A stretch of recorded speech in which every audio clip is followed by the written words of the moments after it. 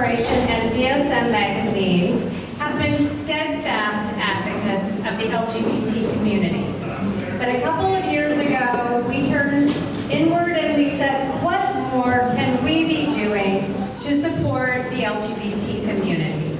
So along with One Iowa, 4 years ago, we launched this event to honor exemplary trailblazers from Iowa's LGBTQ community during LGBTQ History Month. And I very distinctly remember kind of how all of this came about. Daniel Zinnel was at the time the CEO of One Iowa. He and I were chatting and trying to figure out how could we elevate the community and give more voice to the community. And Daniel said, how about a Hall of Fame? I said, okay, why not? So 4 years later, here we are. Now, many of you who know me know that this event is very personal to me. Most of the most important people in my life are part of the LGBTQ community. My dearest aunt, who passed away last year, started the first Women's Studies and LGBTQ program in Texas and was one of the biggest role models in my life. My older sister, both of my stepsons, many of my friends are members of the LGBT community. So my entire life, I was right there watching people experiencing discrimination, being treated differently, having a very different experience than the rest of the members of our family. So I dedicate this event to them. I feel honored and privileged to be on a journey alongside them and alongside of you. So it is the least that we can be doing to try to do our part to lift your voices. As we start this program, I want to give a heartfelt welcome and thanks to this year's honorees who we are going to be hearing more about soon and we're going to be hearing from soon. The individuals who we honor tonight pushed for LGBTQ rights and opportunities, all while excelling in their careers and in civic involvement. Of course, I also want to give a shout out to past year's honorees, many of whom are here as audience members and who, frankly, nominated some of our awardees this year. So if you were an honoree in a prior year, will you please stand and let us recognize you? I see they're clapping, so let's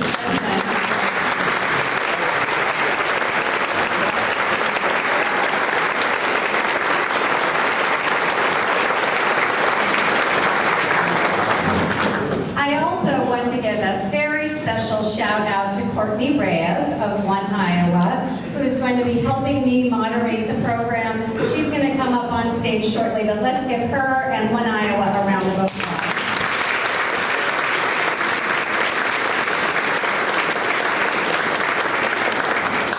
Of course, I want to give absolutely special thanks to the DSM team for the hard work on each of our honoree stories, plus so many of our other PPC colleagues who worked so hard to make this event run smoothly. If you have not seen the magazine in which the honorees are featured, it is absolutely stunning. There will be videos that are up on the website that I encourage you to take a look at. The programs, everything we've poured our hearts and soul into. So everyone from DSM and from BPC, stand up and let us recognize you for your hard work.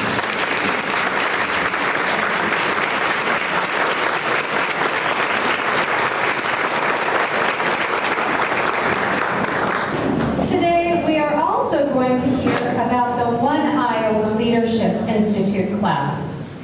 By honoring the past, by sharing stories, and lifting each other up, we keep moving forward together. And this is more important than ever at a time when LGBTQ rights are under increased attack nationwide. So last but not least, you may have noticed that we have sign language interpreters here with us today from Life Interpretation. So we want to give a big thanks to Carrie and to Susan, who will be with us through the program. Thank you, Carrie and Susan.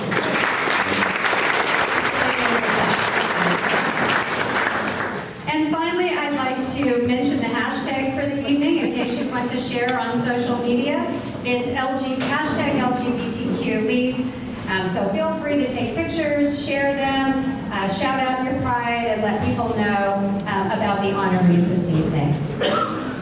So now I'd like to recognize and thank our sponsors who made this event possible. Our co-presenting sponsors are One Iowa and American Equity. And our supporting sponsor is Tarot International. Let's give them a round of applause.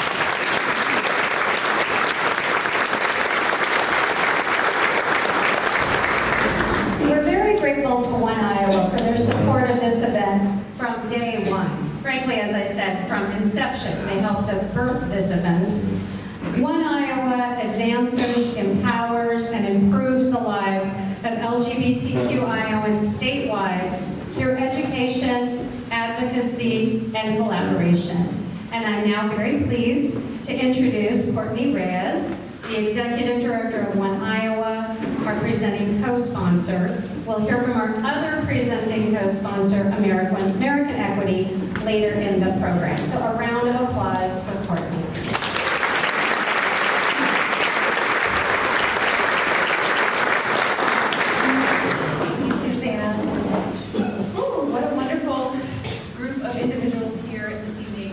My name is Courtney Reyes. I am the Executive Director of One Iowa, and my pronouns are she, her, and hers.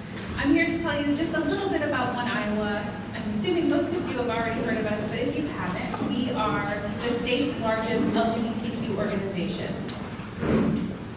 We have a tiny but mighty team that is sitting over here today, so if y'all want to give it up for the One Iowa team, they are.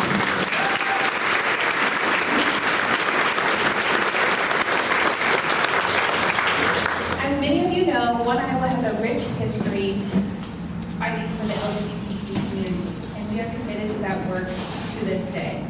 We spend a significant amount of time training individuals all across the state.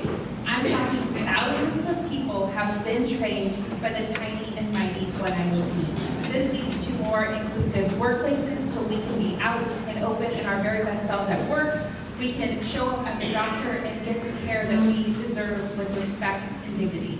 This is not work for the faint of heart. We take good care of ourselves, and I am very proud of how we continue to move forward, because this is happening in a state where our sheer existence is under attack, where trans and non-binary folks are under attack in our state. I'm sorry to be the Debbie Downer, I promise I'll bring it back up, but I do have to share with you that this is a very critical time to be an LGBTQ person in our state, to be an ally to us, to be an accomplice to us. We need you now more than ever. Last year alone, we had 28 anti-LGBTQ bills in our state. 28. That's a lot. All of those bills, but one, was stopped by Keenan Crow and the incredible coalition of people that worked to stop that terrible legislation.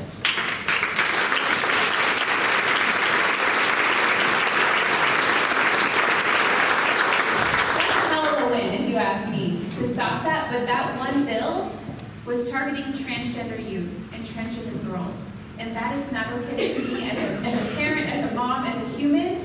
We cannot sit back and watch our trans youth continue to be attacked in our state. So I need all of you. I've been saying this for years. Back when Daniel Zinn and I shared an office, it's still on my whiteboard. It says, I need voters, I need volunteers, and I need dollars. Because with those things, we can make real change in our state. And so I'm asking you here, leave inspired by these stories, because the folks that are in this room that we get to honor tonight, they have been doing this work for so long. They have been making change. And so now it is our turn to step up and continue to do that work and to be the advocate that you want to see in our state. It's not happening unless we do the work. So I am here to challenge you to reach out to us and join us in this incredible mission to protect and fight for the LGBTQ community. Thanks so much.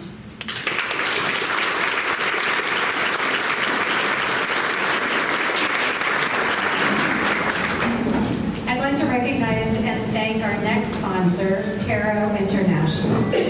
Since 1993, Tarot International has earned a distinct reputation as a premier interpersonal skills research and corporate training company. BPC has worked with Taro International on a number of initiatives around leadership, and we highly recommend them. Absolutely fantastic around cultural competency training, leadership training. So we are very excited that we get to partner with them on events like this. We are very pleased to have worked with Taro on a number of DEI-related initiatives, and so we are excited to welcome our friend, Liz Cooney, who is the Director of Training. Liz?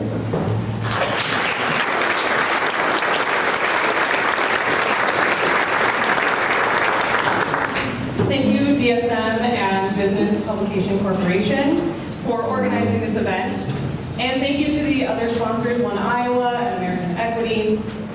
Most importantly, congratulations to this year's Legacy Leader Award recipients, to Pamela, Mark, and Terry, to Jordan, Bruce, Aiden, and Rebecca.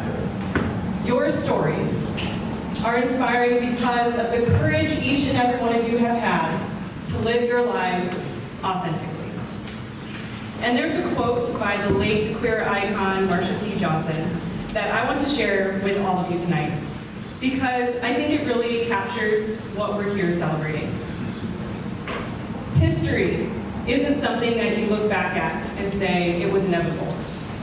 It happens because people make decisions that are sometimes very impulsive and of the moment, but those moments are cumulative realities. To the legacy leaders, your decisions opened doors for others. Your decisions challenged the status quo. Your decisions changed hearts and minds. Your decisions led to truth and authenticity. Your decisions helped create more inclusive communities here in Iowa. As a queer woman myself, it hits home personally to see the business community lifting up and recognizing the LGBTQ leaders among us. Everyone in attendance today, you're here because you support inclusion and accepting communities and workplaces, and we have much to celebrate. But we also have a long ways to go. At Taro International, we expand understanding through learning, communication, and skill training. Like most businesses, we are a work in progress and continue to challenge ourselves. We also challenge how we operate as a business. Our commitment to research-based training and executive coaching strives to help others expand your understanding so that together we can grow and develop a more inclusive Iowa. Thank you and congratulations once again.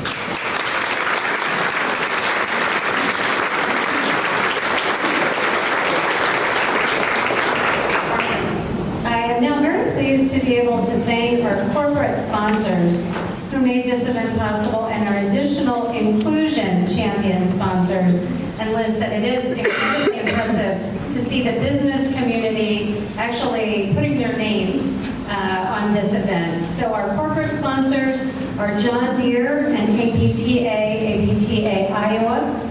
Our inclusion champion sponsors, in addition to being our co-presenting sponsor, American Equity, Bankers Trust, Community State Bank, DART, DLL, Des Moines University, EMC, Every Step, Global Atlantic, Goodwill of Central Iowa, the Greater Des Moines Partnership, IMT Insurance, Mercy One Des Moines Medical Center, NCMIC or NCMEC, Optime Life Services, and Unity Point. Let's give a round of applause for the courageous employers.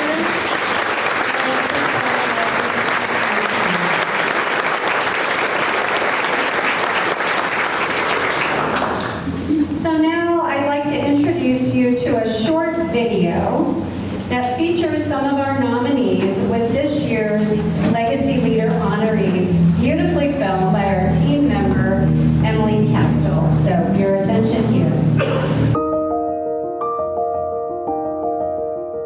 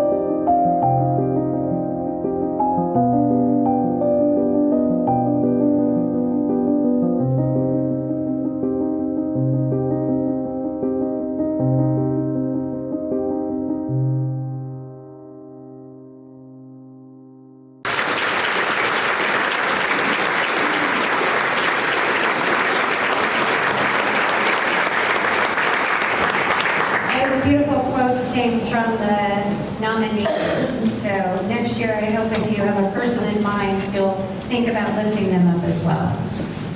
So it is now my privilege to begin our awards by recognizing Dr. Rebecca Gruber with this year's Ally Award.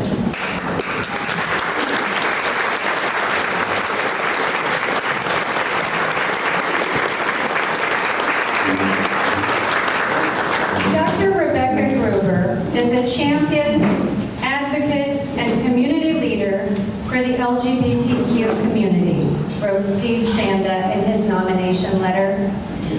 Gruber recently stepped down as the artistic director and conductor of the Des Moines Gay Men's Chorus after a 15-year tenure.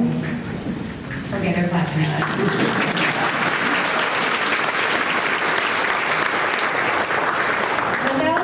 Gruber's commitment as an ally, the chorus would not have achieved the rigor and success that it's known for today, says Sanda, who noted that the chorus has been recognized nationally and internationally. Matt McCoy observed that with Dr. Gruber's leadership, the organization has a unique approach by removing stereotypes and barriers that prevent inclusion and acceptance. Her years as the Gay Men's Choir conductor are just one chapter in a rich legacy of leadership. Dr. Gruber is an accomplished music educator, a clinician, and a published author, a successful fundraiser, and a discerning choral programmer.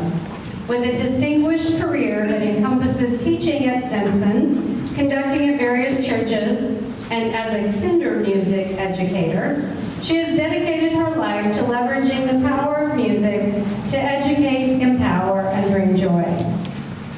Sanda said an essential element of Rebecca's leadership was to walk gently along the various journeys of its members as they found their way out of the closet and onto the world of the stage.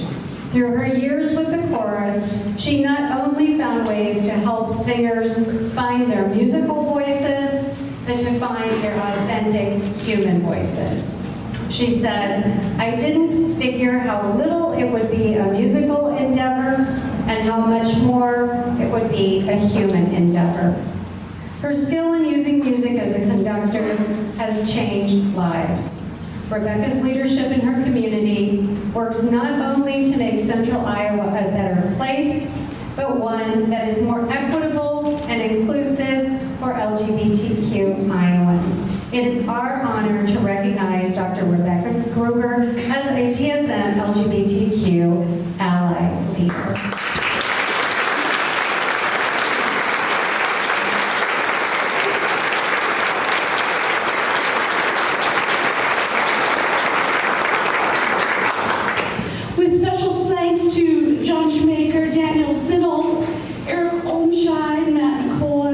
And Steve Sanda for recommending me for this honor, and in recognition of the thousands who work hard every day without receiving any recognition for it. I considered addressing you in this fashion because this is how most people know me.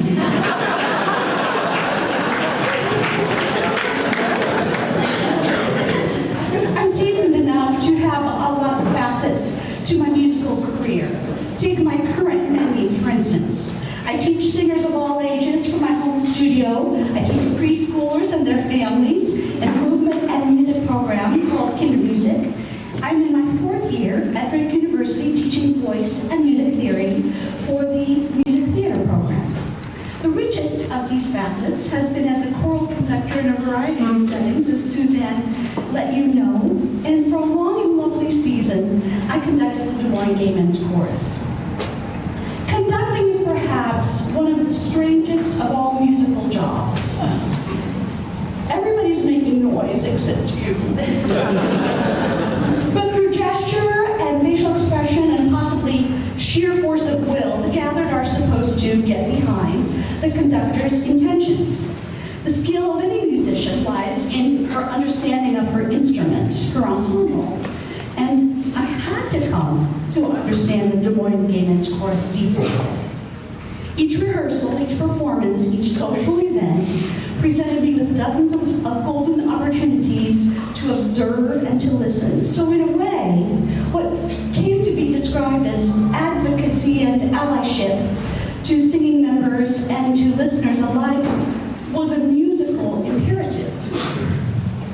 I knew some things coming in, of course. I knew that gay choruses around the country had been born of necessity, that groups were forming in response to Reagan's inaction on the question of HIV/AIDS, to the murder of Harvey Milk, to violence, beatings, secrecy, arrest. People were literally singing for their lives. And I was quickly brought up to speed about the years of work toward equality in the courts, to the ways Iowa was leading the nation in gay rights, and to the movers and shakers in our audience and on our boards. And I knew that labels and assumptions put upon me as a soccer mom, or whatever I was, did not always sit well with me. And I wondered if the singers in the chorus felt that way too. We found our way and grew together. I researched and read and listened deeply to our membership and to national activists and musicians. We learned to write grants, oh God. We learned how to program and execute. I learned how to find or fashion suitable repertoire, because in the early aughts, the perfect rep was not just winging its way to my piano. And I learned that audiences were ready to be in relationship with this ensemble. And the more self-revelatory the singers were, the better their mission of showcasing the gifts and skills of gay people was fulfilled. We had two big things going for us. First, a loving audience. An audience willing to forgive the most egregious of musical sins. Amen. And the finest pianist and musical partner I could ever hope to have in the person of Ben Hagen.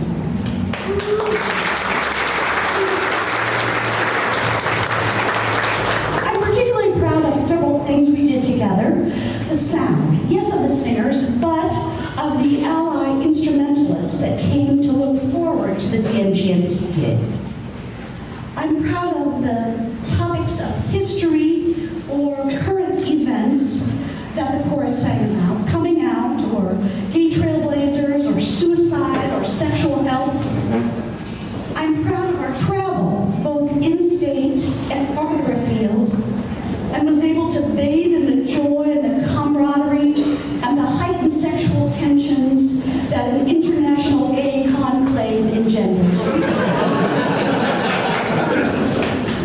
And I'm proud of our work toward reconciliation, particularly between older and younger folk in our membership and in our listeners.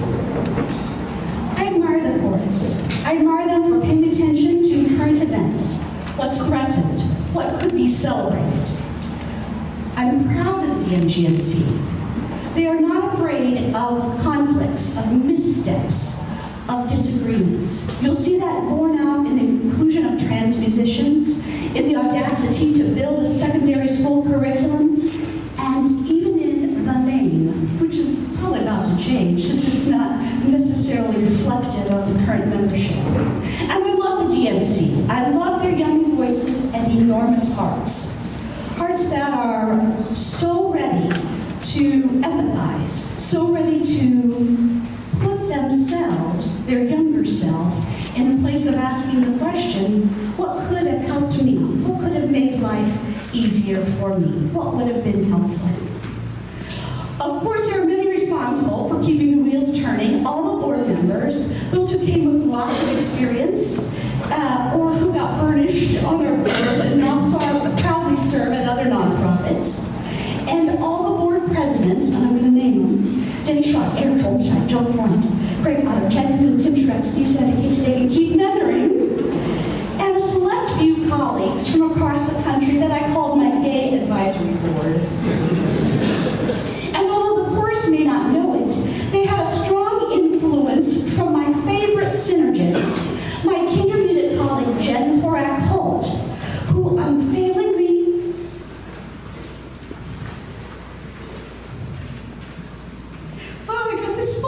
Just for you.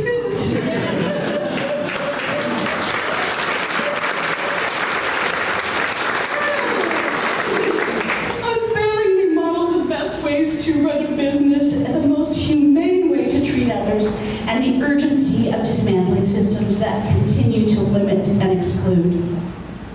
In the early 2000s, the only thing changing more rapidly than the way people consumed music was gay life, gay visibility. The chorus had a front row seat to that rapid change, and it's inspiring to think our music supported the movement in some way. And it calls some stark images to my mind. Vandals breaking it up outside of the Saddle, and the White House. You know what I'm going to say? Illuminated by rainbow-colored lights. A lifetime in the closet to coming out young. I guess we're all looking for allies in our lives, the ones who have our backs, the ones who get us. And to the extent that I'm standing here because we together created a space that was and continues to be safe and welcoming, I'm immensely gratified. Thank you for noticing that I worked diligently, creatively, and respectfully. How lucky is the chorus to now be in the capable hands of artistic director Eric Shepard. And how blessed am I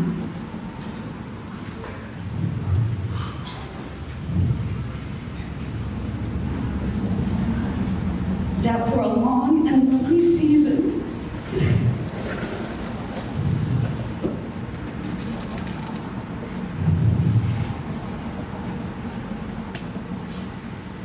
the people of the Des Moines Women's Chorus were my people. And I'm proud to say I was and am theirs. May we all seek the challenge and the honor of being called ally.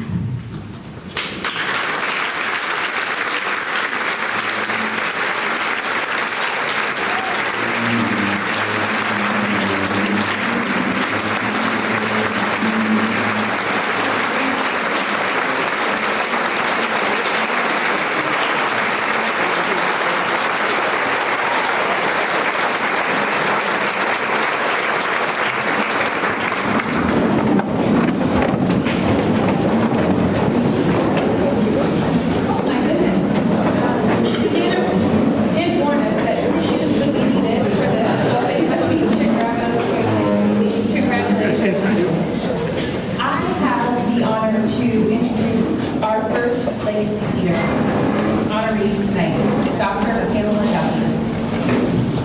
Dr. Pamela Duffy exemplifies leadership through her professional accomplishments as a public health educator and as a tireless champion for the LGBTQ community, future healthcare professionals, and underrepresented groups throughout our community. As Daniel Sennell says of Dr. Duffy, not only has she advanced in her career and is involved in the community, but she also leads with passion for equity and inclusion for all. Dr. Duffy, now retired, worked at Des Moines University as an associate professor and vice chair of the department for over 10 years. She served as an advisor, a mentor, positive role model for all students. She was the faculty advisor for the LGBTQ student group for many years as well. She previously worked at Wellmark for over 10 years as their physical medicine director and consultant.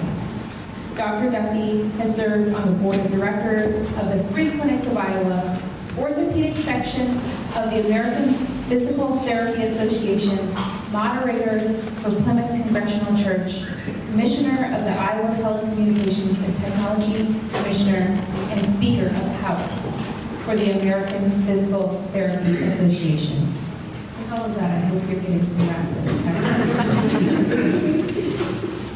She was also named a fellow in 2014, which is the highest honor from the American Physical Therapy Association.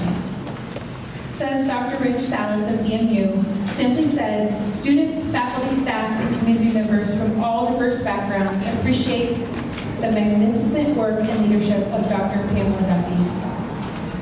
All of the things that she has contributed to creating inclusion, safe, and welcoming environments.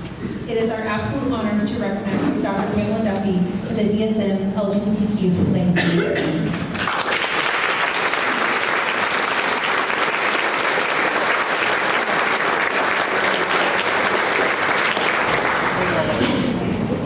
Well, I stand here before you just full of gratitude and humility. And I want to start by thanking Connie Weimer, founder and chair of Business Publications, and Susan Tabaka, who created this event and had the idea of bringing us together to create the climate that I think should be in Iowa everywhere. And it distinguishes DSM from all others. I grew up in Humboldt, Iowa, a town of about 4,700 people. I was inspired by my parents to give back to my community, my school, my church, and to make a difference. Humboldt was like most small Iowa towns where young people like myself could get involved in any number of activities, clubs, sports, and so on. But while I am grateful for my parents' legacy of service that shaped my life, talking about being gay was just not possible when I grew up in the 60s and 70s. Now, imagine my surprise this summer when I see that the Humboldt County Pride is having their 4th annual event in June.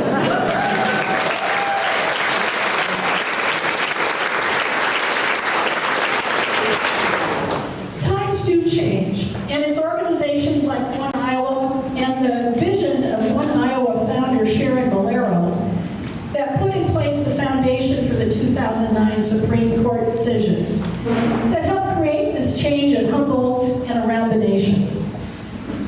And since that decision 13 years ago, I think you all know that rights are on the ballot this year.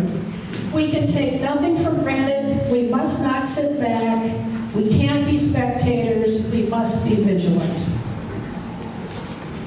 Perhaps without knowing it, 15 years ago, my colleagues at Wellmark Blue Cross and Blue Shield were the impetus for me to, quote, come out in a public way by asking me to share my story at an end-time lunch and learn.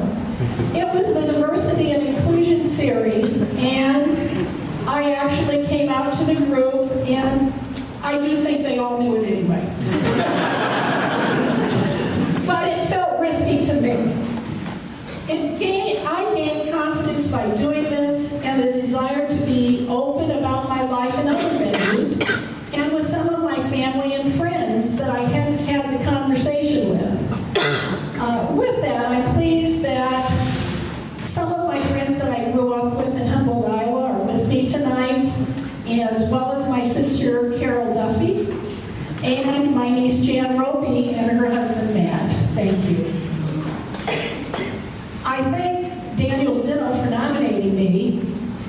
Frankly, he taught me more than we did together teaching the students. So Daniel, thank you so much for all your support as we work together in advocacy and public health. My thanks to Dr. Rich Salas, who personally invited me into this environment he was trying to create at DMU, like safe zone trainings. These trainings helped me overcome some of my own unrecognized fears and hesitations about being out.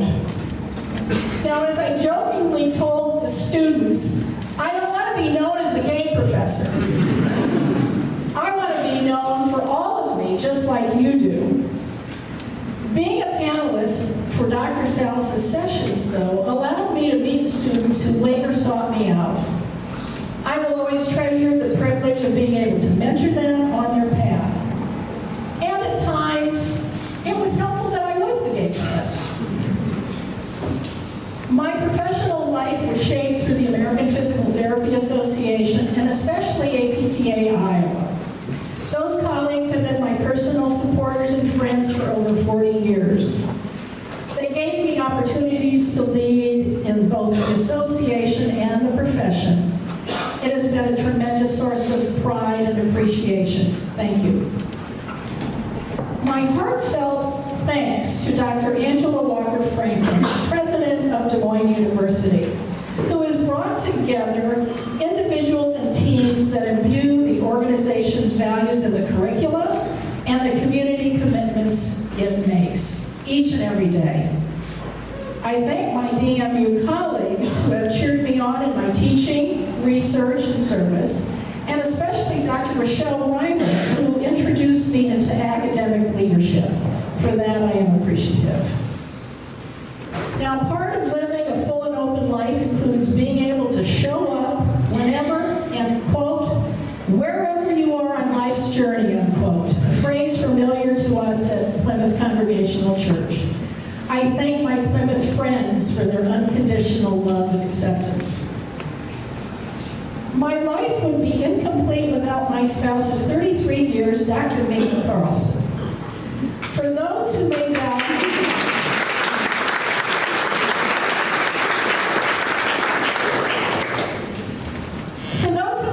whether being married makes a difference, we're here to tell you it does. Mickey and I have had great adventures, some happy and hilarious, some sober and trying, and some exciting and challenging. I wouldn't trade any of them for anything. She was there pushing me when I needed pushed, being patient when I was the challenge, helping me see another way, guiding me when I was lost, and always being on my side. What could be better than that? Thank you for sharing this with me, Mickey. And as I conclude, I want to congratulate each of tonight's honorees and thank them for making my life better by their contributions and the integrity with which they live their lives. Thank you.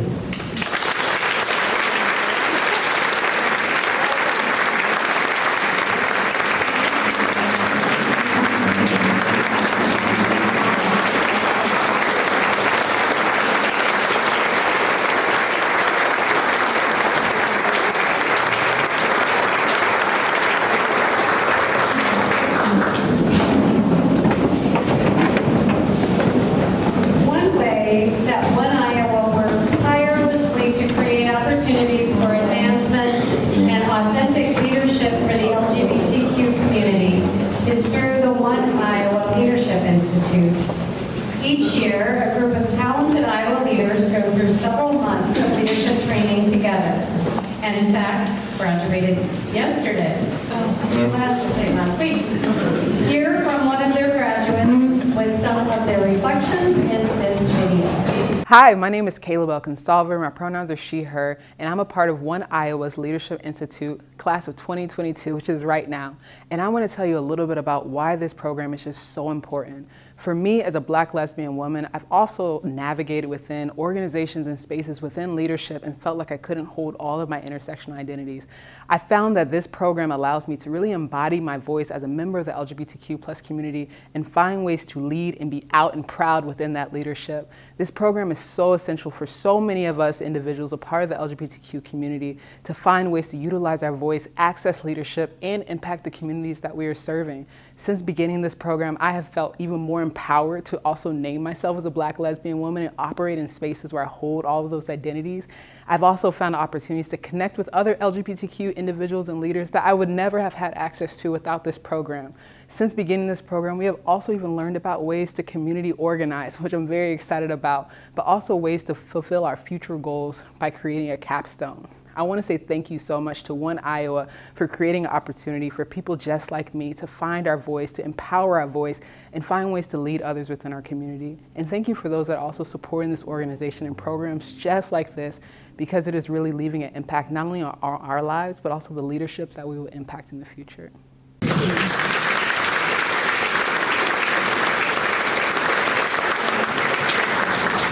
Our next LGBTQ Legacy Leader honorees are Mark Cassis and Terry Roman.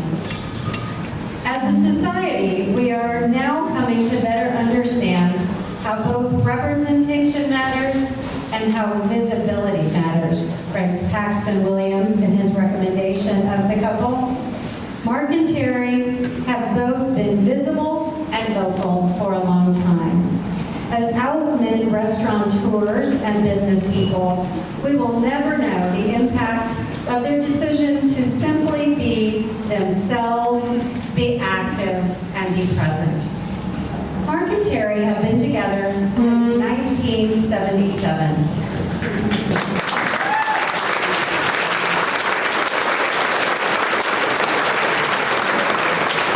Mark came out in 1975 and Terry in 1976. After nearly 30 years together, they married as soon as same-sex marriage was legal. They adopted 4 children, 2 from Terry's prior marriage, as well as 2 that they adopted. They owned 3 restaurants over the years, Lucan's Italian Grill and Eggs, which I went to with my gay sister, the Pizza Kitchens, and the Paradise Pizza Cafe in the Des Moines area. Their restaurants were often venues for charity fundraising and political events, and through these businesses, they actively provided employment and an inclusive environment for LGBTQ individuals. They received the Small Business Association Small Business of the Year Award in 1979. Mark and Terry have been leaders on many issues in many capacities, says Congresswoman Beth Wessel-Purcell, who specifically lifted up their work to end the criminalization of HIV in Iowa. At the time, Iowa had a law that made it a crime to not disclose if an individual was HIV positive before engaging in sex. Other communicable diseases were treated differently. Mark and Terry organized forums, researched and lobbied, provided information, and proposed legislation, all resulting in the Iowa legislature sending a law to the governor to treat HIV the way other similar diseases are treated under the law. We all knew this was going to be a heavy lift to change the law, says Wessel-Purcell. However, Mark and Terry were persistent. They never gave up. In 2014, late in the evening, the Iowa legislature sent the law to the governor to treat HIV the way other communicable diseases are treated under the law. This would not have happened without the hard work of Mark and Terry, says Wessel-Purcell.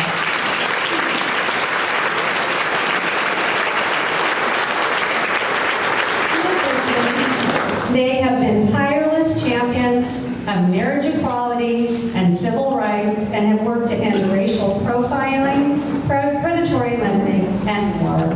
So as I referred to as a person who frequented Lucan, my gay sister and friends, when we were in our teens and 20s, representation mattered then. People actually looking and seeing you out together made a difference. We cannot express our gratitude, but it is our honor to recognize you as DSM LGBTQ Legacy Leaders.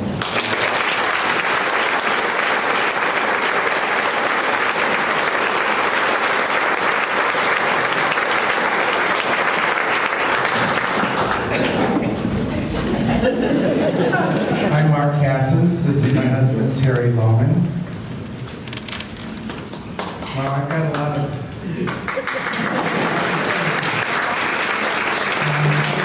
I'm humbled and honored to be standing here today. And I would like to thank the people that helped to make this journey possible, because without you, this journey wouldn't have been possible. You know, I don't feel my life is really that extraordinary, but being recognized for a life that might have made a little difference for the queer community of Iowa, I feel blessed. For over 45 years as a couple, Iowa has been a good place for Terry and me. We raised 4 amazing children. 3 of our children are here today.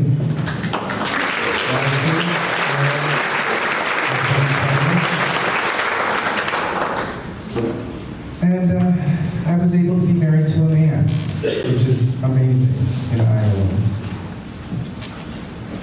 As a gay man growing up in the 70s, I never thought I'd be able to have children or be married to a man. The things of gay equality happened through my life's journey. We were able to assimilate in Ames seamlessly as a gay couple, and our family was accepted and loved by our community. Some of our community is here today. Hello, Ames. Not without some challenges, but mostly with love and acceptance. We adopted 2 of our children from Peru, and with the help first same-sex couple in Iowa to legally adopt children together.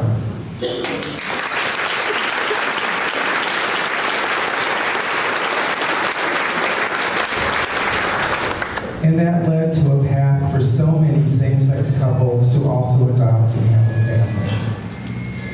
Terry and I have had a fabulous church wedding on September 2nd, 2007. Yes, we had one of those first marriage licenses that Polk County gave out. But that was put on hold for 2 years until the Iowa Supreme Court affirmed our marriage. Not knowing if the first marriage license would be legal, we got married again. In Story County, being the first same-sex couple in the county to marry in 2009. I would like to say that we lived our life as a very typical family. We owned restaurants in Ames and West Des Moines for 35 years and hopefully modeled that being out and proud of being gay and a business person was okay. For all this, I am truly grateful and happy to be here today, and I thank you all.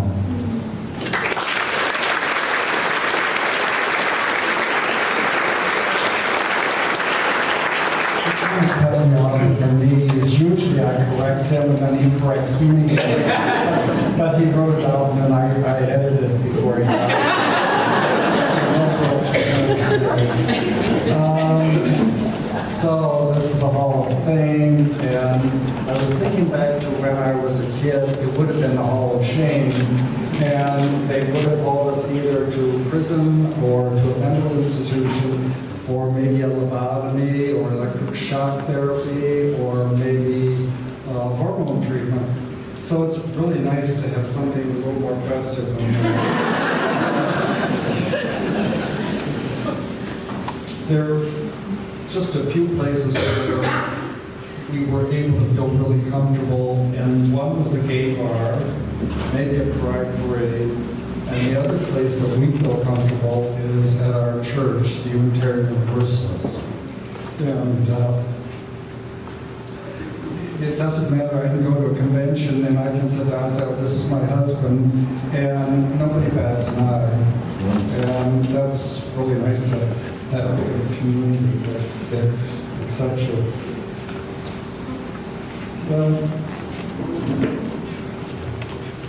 Oh, why do I care to put myself out here?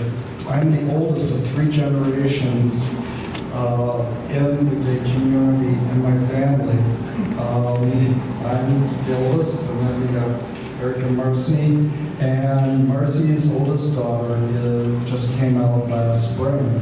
So that's a reason for me to do it. We're a very queer family. And then sometime in the 80s, this young man dropped off a letter at the hostess stand and disappeared.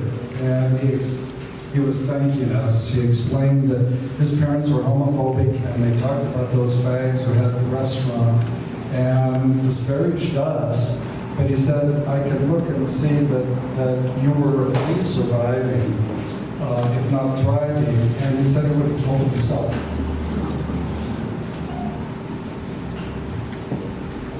Every person must find their way. For some it's easy, for some it's almost impossible. If we're in a safe place, we must model for those who are challenged. We've come a long way when I was young, where I explained that, my vision of what a gay person was somebody in a trench coat in a park. And I thought I couldn't be that because trench coats aren't that fit on me. So, let's see. I want to talk about my ancestors. Well, my grandmother, my father's mother, took care of my mom's mother, who had cancer. And she brought her mother along to help, and they really combined the two families.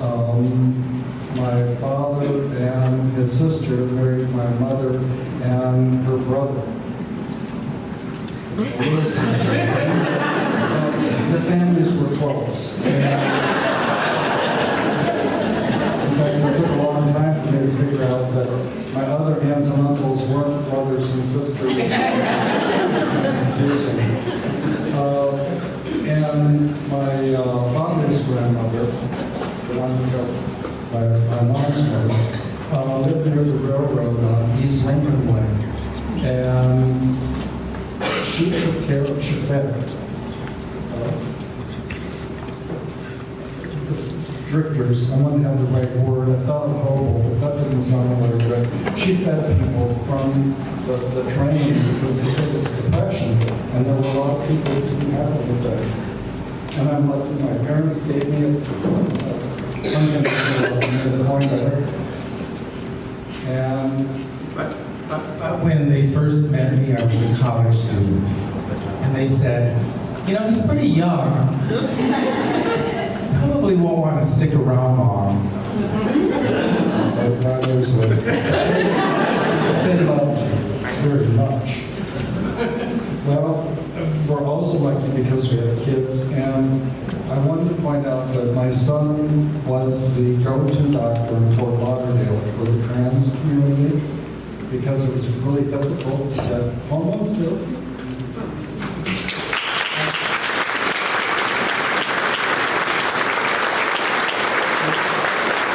Another lucky thing is that I was brought up congregational, and we had an African-American director of religious education back in the 50s. And we use Unitarian Universalists like to think we're really cool, but we weren't that cool. We didn't have African-Americans in important positions. And the Congregationalists were Trinitarians. They believed in the Father, the Son, and the Holy Ghost. And the Unitarians believed it was one God. So we actually were one church to begin with, but we moved across the street because we didn't think there were 3 gods. Well, I'm thinking this back and forth. I think I've done more than enough. Thank you very much.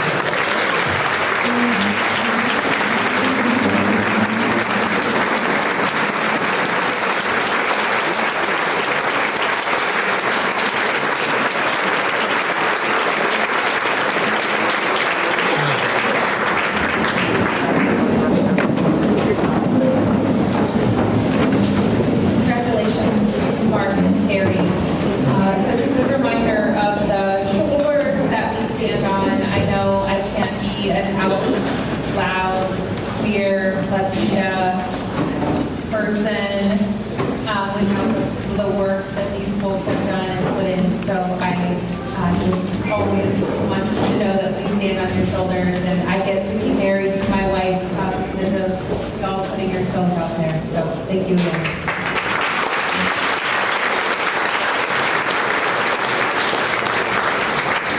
Our next LGBTQ Legacy Leader honoree is Jordan Sela. Jordan, oh, they love me. Oh, there you go.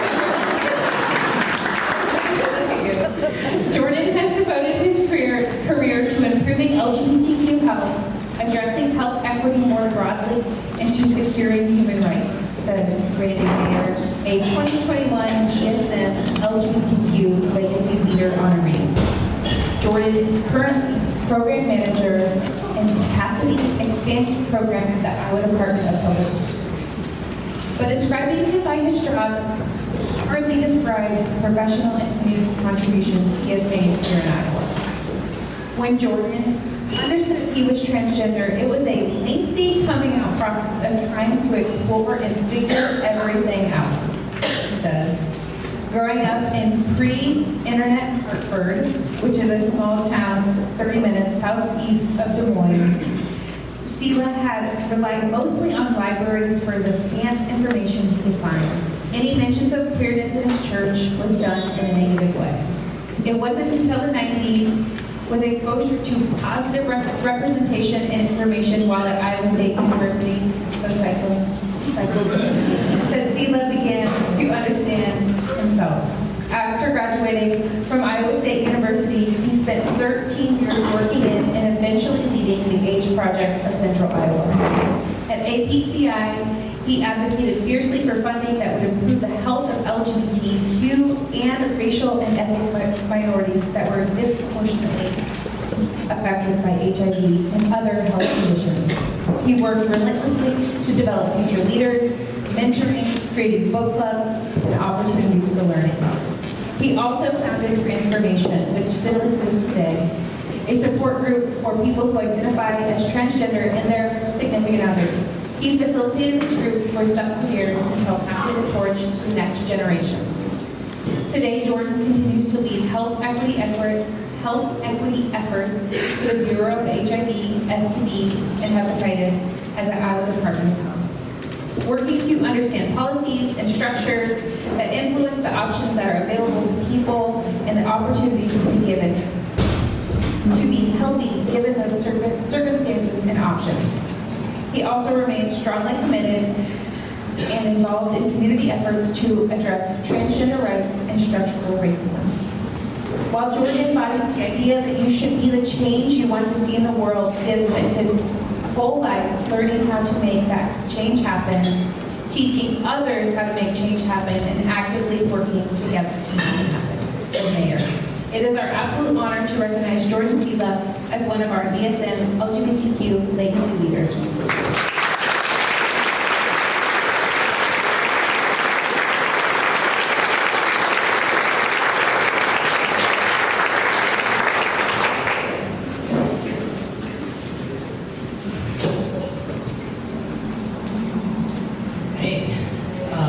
Thank you to DSM Magazine and all of the sponsors for providing this forum to recognize the contributions of LGBTQ communities in Iowa. And also thank you to those who nominated me, my spouse, my boss, my friends, and family. And I really appreciate everyone who has shown up here to support not only me, but all LGBTQ Iowans. When I was first notified of this award, my response was, "What will I wear?" Anyone who knows me well knows that this question was not rooted in enthusiasm for the opportunity to go to the mall and find perfect attire.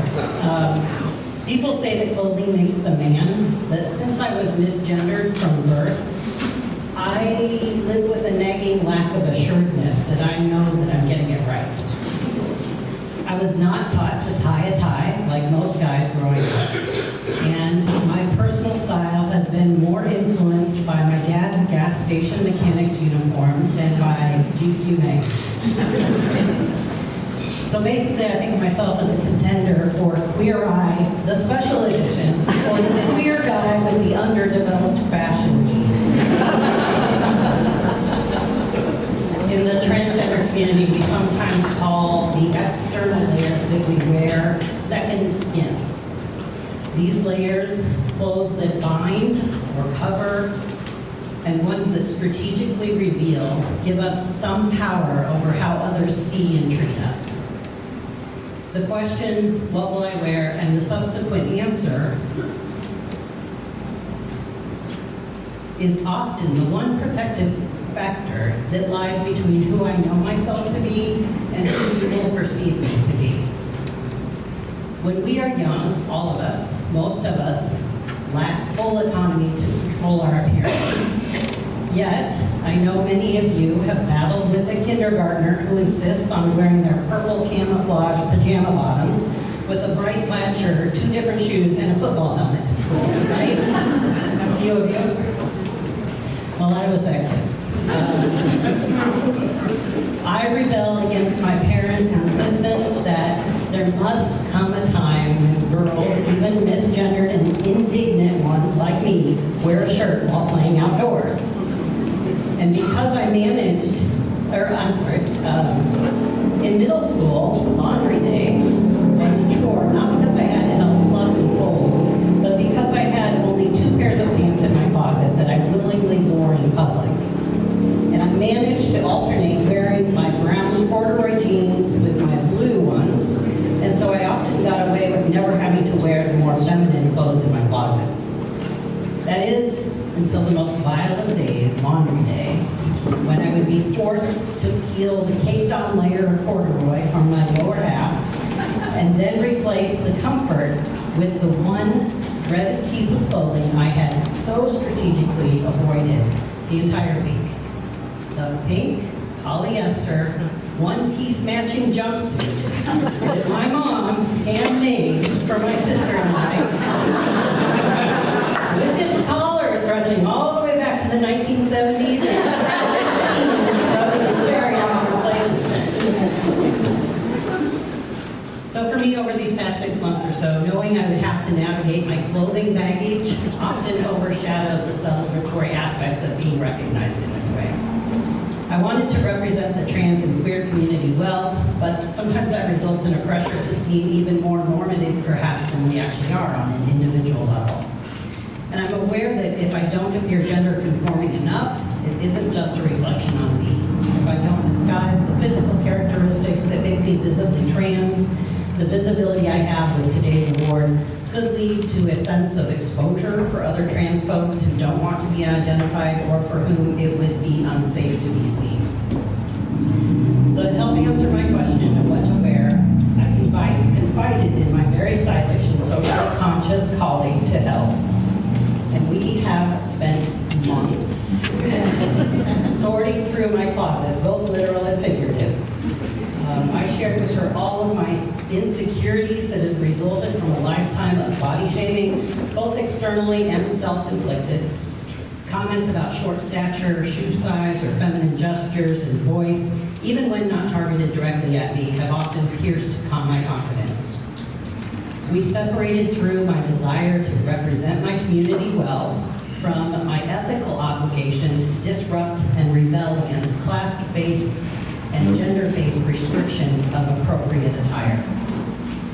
I wanted to avoid looking like that guy my former boss described as the one who always wears the cheap suits, while also remaining true to my working class upbringing that taught me to value the non-material things in life more than material ones. I warned my volunteer stylist that it would not be an easy task to work with me on this. But what's the lesson here? So, I have this platform for 5 to 7 minutes, and I've stood here and shared with you about my fashion insecurities. This was not just a ploy to get you to tell me that, hey, you look good.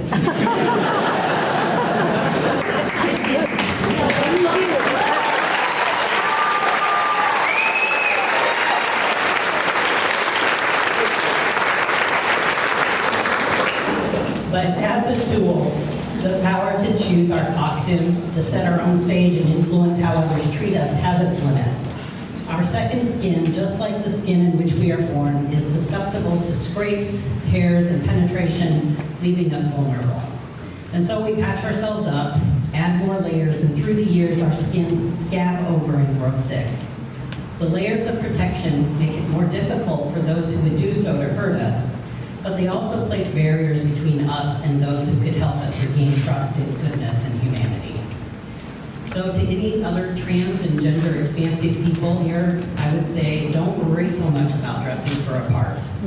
Our safety is a priority, absolutely, but don't be afraid to show a little skin and open up when you can. There's too little support in this world for us to be complicit in depriving ourselves of it. So take the opportunity to be vulnerable when people show you they're good. I was nominated to be here by a group of people who have gotten under my skin. They have loved me for who I am. They've used my chosen pronouns no matter how I appear, and they value me in my thrift store jeans as much as they do in my curated attire. It is because of these factors that I have allowed these friends, families, and coworkers into my life. And it is because of their support that I can risk showing up more often, being a voice for social justice, and going against social norms that would keep us compliant. And then to everyone else here who is committed to justice and equity, when we trust each other enough to give feedback about our blind spots or implicit bias, when we start to remove the layers woven of fear of being hurt or causing hurt, that's where we find our power to collaborate and conspire against racism, heterosexism, and transphobia. If you find yourself in the company of a gender-expansive person who lets you in to get under their skin, know that you have earned a rare privilege. It takes an unusual amount of trust, compounded by time and trial and error, to feel safe enough in this world where gender-expansive bodies are policed and our very existence is politicized. And if you bring your own thick-skinned resilience to our relationship as a Black, Indigenous, person of color, or other marginalized community member, it's even harder, and it takes longer to work through our layers. But that work is the work that sparks revolutions. So if I can step outside of my comfort zone and into these fancy loafers that are killing my feet, I hope that each of you will commit to one act of radical, unconditional love and support for someone in your life who is LGBTQ+. And also, if you truly want to honor me, please let your kids wear the fluorescent orange sunglasses indoors. But if we could agree, let's just draw the line at pink polyester.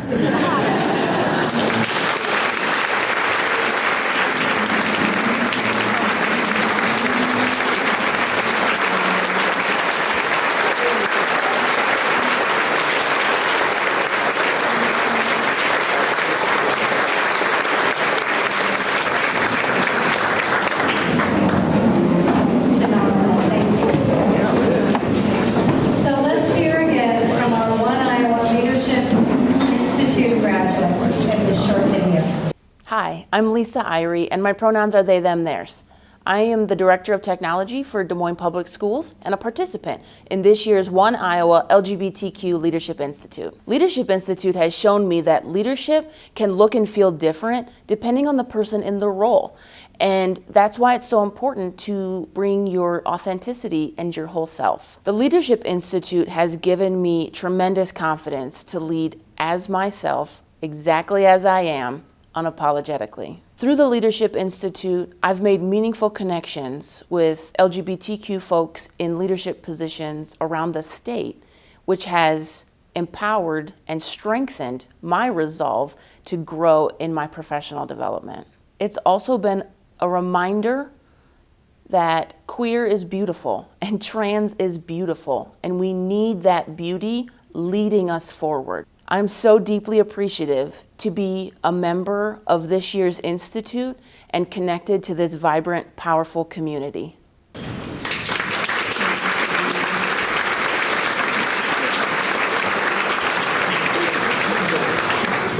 Our next LGBTQ Legacy Leader honoree is Bruce Teague.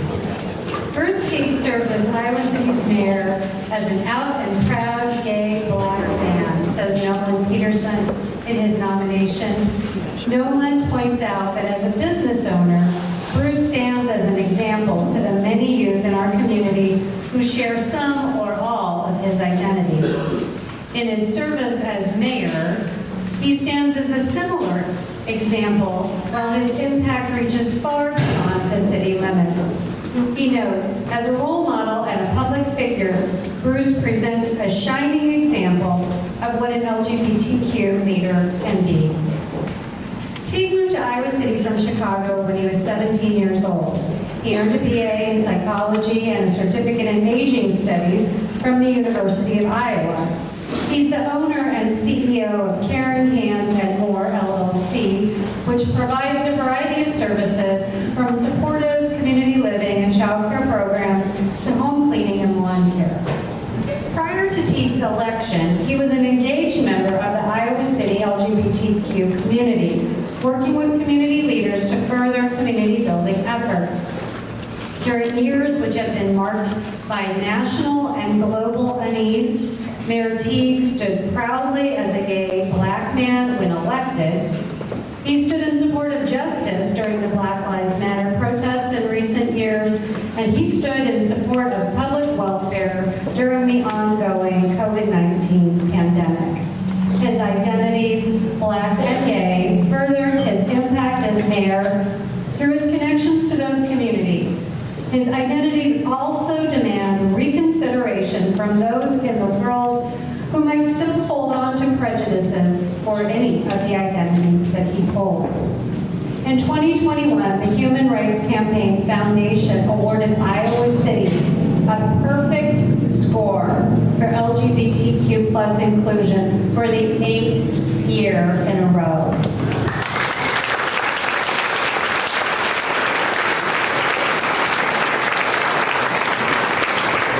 And Mayor Teague, where his rainbow colors proudly as the city of Iowa City celebrated 50 years and the Pride Parade in that same year. Mayor Teague is unable to join us tonight because he's getting married this weekend.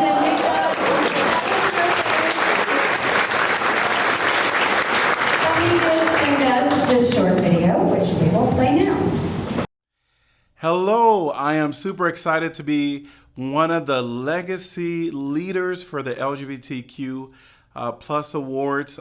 This is a great honor. I wish I could be there with you today, but Saturday I'm going to be getting married, October 22nd. So great honor to that this is bestowed upon me and my fiance. And I'll tell you that this is something that I don't take lightly. When I think about what it means to be a leader in the LGBTQ plus arena, it really has a lot of components. One is listening and making sure that you hear from people. Because I'm a part of the LGBTQ plus community, not only do I have the opportunity to hear from folks and get their different perspectives, but being a person that is on this side, I know through firsthand experience what it's like to advocate, and for not only the people in our community, but for myself. And I'm super excited again to be honored, and thank you to everyone that put all their work into this event. I wish I could be there to celebrate. This would have been my suit, I would have been a little extra, but that's how we do it in the LGBTQ plus community. But nevertheless, thanks to everyone. At the end of the day, we are faced with so much in our community. Give it up for our youth. They've been awesome and amazing, even though in our state they've been really sought after and persecuted. We're going to continue to fight for them. And for every person that is a part of the LGBTQ plus community, just know that me in this role, you can guarantee that your voice will always be heard and advocated for. Thank you so much for this honor.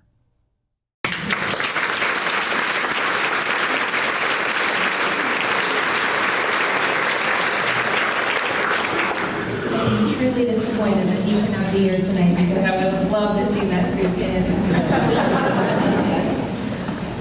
All right, we're down to our final honoree.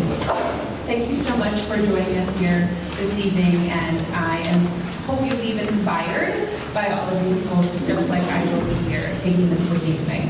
So, last but not least, our final honoree today is Aiden Vasquez.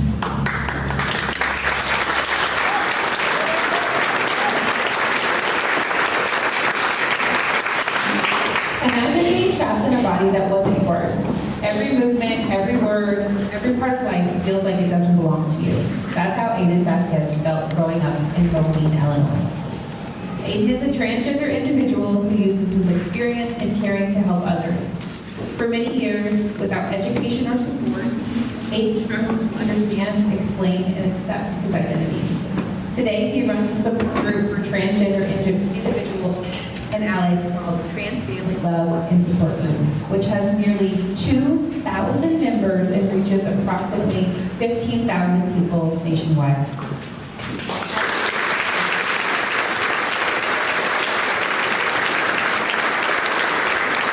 He interacts daily with hundreds of parents from all over the U.S., mentoring them through tough conversations, educating them on important topics related to transgender living, helping them find resources, and serving as a virtual shoulder to cry on during these times. He also founded the Aiden Vasquez Foundation to help individuals in need of supplies or to help pay for healthcare expenses. Aiden gives more of himself than most people I know, wrote Stevie, one of multiple people who nominated Aiden for this award. Aiden is constantly thinking about others who need his mentoring on the transgender journey. But he also has time to help out parents, siblings, and friends of transgender people who need help understanding their loved one's journey. This sentiment was echoed by Kelly Reyes Smith, who wrote, "Aiden saved me personally when my son began his transition at 15. Reyes Smith joined a group of parents for transitioning teens, and she shared about her son being admitted to an inpatient crisis center. I was immediately attacked in the comments," she said, "but Aiden was there for her. He has been right there anytime I need help, I need an ear to vent, because raising a transgender teen is a whole different world from raising cisgender kids," she said. "I am proud to say that Aiden's support, I am the mother of an amazing young transgender person with whom I have a healthy and loving relationship. Aiden, it is our honor to recognize you for your courage and advocacy."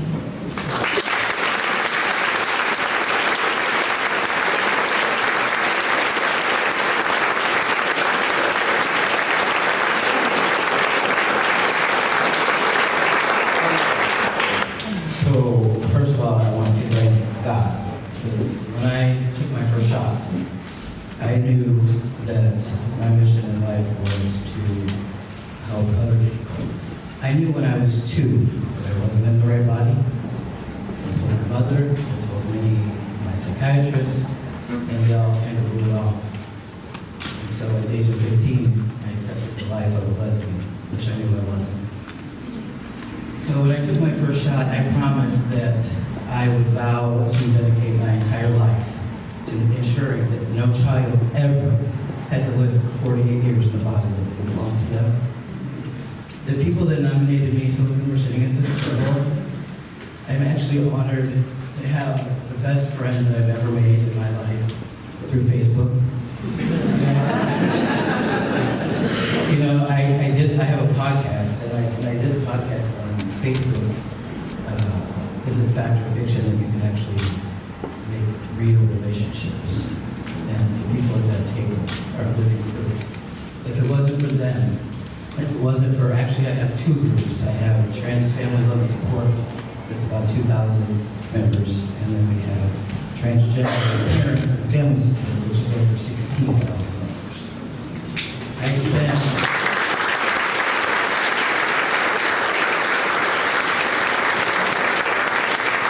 I spend every day on my phone, 10, 12 hours a day mentoring parents. In the beginning, I thought I was supposed to mentor the children, and it became clear to me that the parents were going on.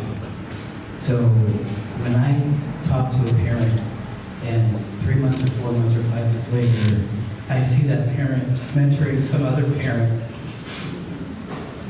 it's like watching your child grow and doing something amazing and knowing that I had a part of that.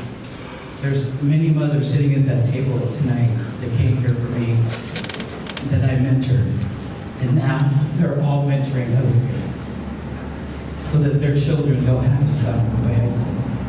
I've been on my journey for 7 years, and I can honestly say that if it wasn't for my groups, I don't know that I could get up in the morning. I'm still fighting for the trans healthcare in Iowa. I will continue fighting until we win. I have a podcast. I do the foundation. We help people present comfortably because, as Jordan mentioned, the first question, what am I supposed to wear? What am I supposed to look like? How am I supposed to act? I'm very honored that I've got so many nominations. It kind of blew me away at the things that people said about me because I don't see me as they do. But I just want to thank everybody who nominated me, the person that put it together. And DSM Magazine, you guys have been amazing. I couldn't be more blessed to work with great people. And the ACLU of Iowa, Veronica, you guys are amazing, and I thank you for what you're doing for me. I plan on changing as many lives as I can. As long as I'm on this earth, as long as I breathe, I will not let another child suffer. Thank you.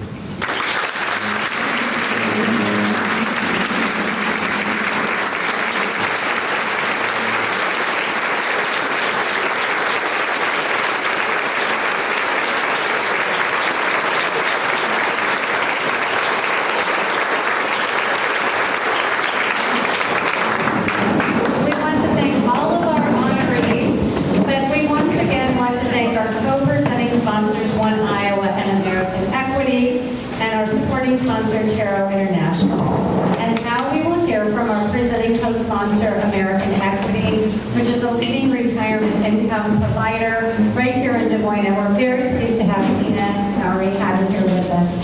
So hello, Tina. Hello.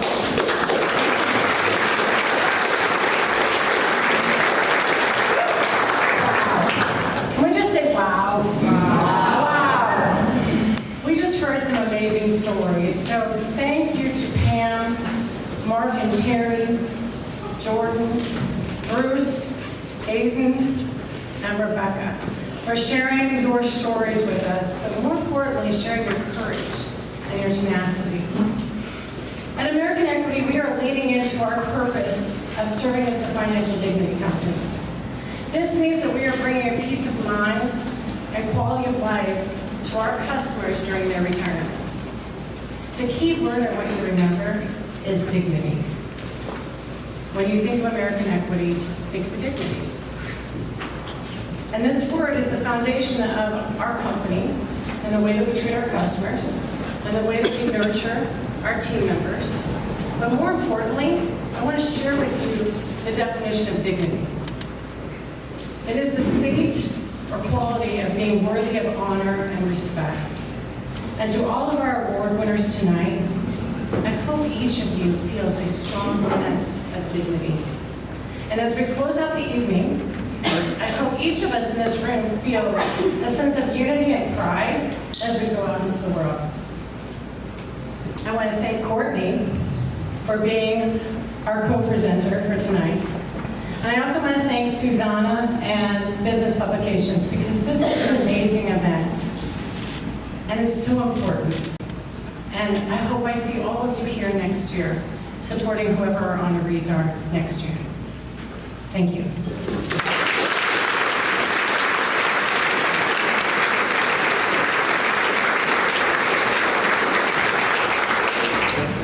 Such inspiring honorees. Next year, Kleenex on the stage. That was a miss on our part.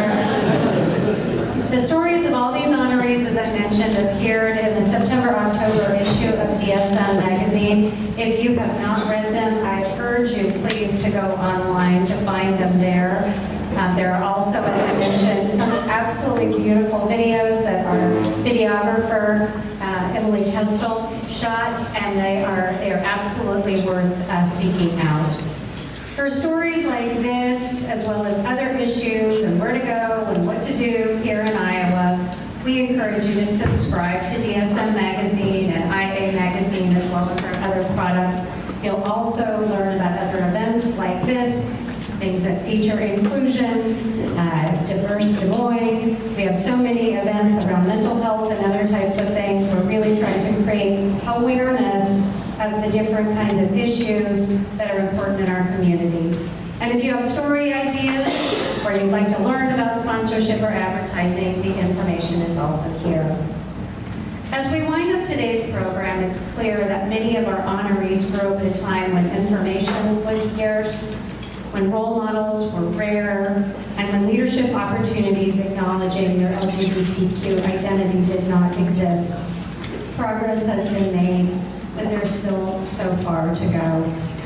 We're not only grateful to One Iowa for their support in advocating for LGBTQ rights, but we sincerely hope that you will consider supporting this organization.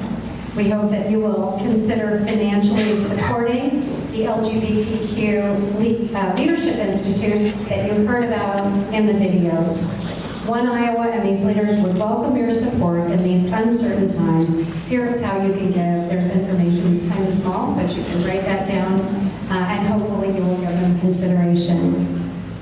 I would like to thank the Gay Men's Choir again for their wonderful music and their dedication to equality. I think we should give them a round of